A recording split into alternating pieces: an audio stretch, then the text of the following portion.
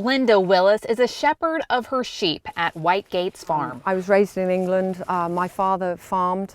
Her love of farming continued when she attended agriculture college. I've always been a country girl, and the sheep part of it came, like I said, when we went to Wales, and I said my quest was to have sheep in Georgia. At a wedding with her husband, her dream of raising sheep was born. And I started out with 2. This is off one sheep. It was quite a large sheep, as you can tell. They've got a lot of yellow in here, so that's a lot of lanolin.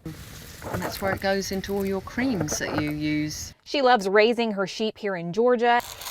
Get with it! Get with it! Get with it! And uses the wool from her friends for all kinds of things. So much you can do with wool. I can have it made into blankets. Nothing better than a wool jacket.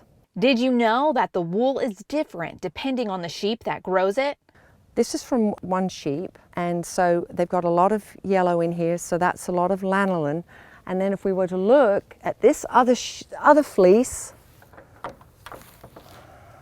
this is a smaller sheep. And they measure the wool fibers by microns. Isn't it amazing? You can see those fibers there, how it's holding together. And look, I can pull and pull, and it's not going to come apart. That's how strong this is. But isn't wool itchy? Not anymore. That's the old style of way they used to process it. Wool doesn't make you itch anymore, it just keeps you warm. Not only does wool keep you warm in the winter, it can keep you cool in the summer too. I know the smart wool socks that you can buy are great socks. They are 100% wool and they do keep your feet warm, but then hikers enjoy it because if their feet get hot, they also will wick away that moisture. Miss Linda shears her sheep in late spring, early summer.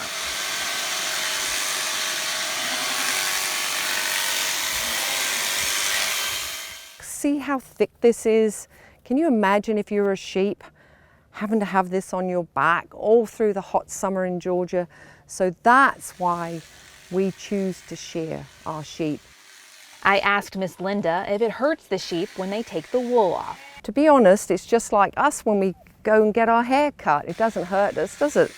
We come out with a new look, and that's exactly what the sheep do. Once sheared, the wool will be washed and turned into a blanket, a coat, or even mittens. So how much wool do you think you need to make a blanket? Maybe a twin-size blanket. At least probably you'd need 20 pounds of wash wool. To make a pair of mittens, I don't think you'd need very much at all.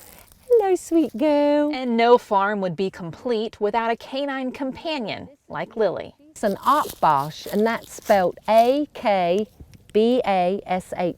And Lily is a certain breed of dog. And what her job is, she guards the sheep at night and during the day. And if she hears coyotes in the distance, she will howl and warn them off and say, "Don't come over here, this is where I live." Miss Linda and Lily have lots to do on their farm, but one thing is for sure. And the feel of wool, to me, there's nothing better.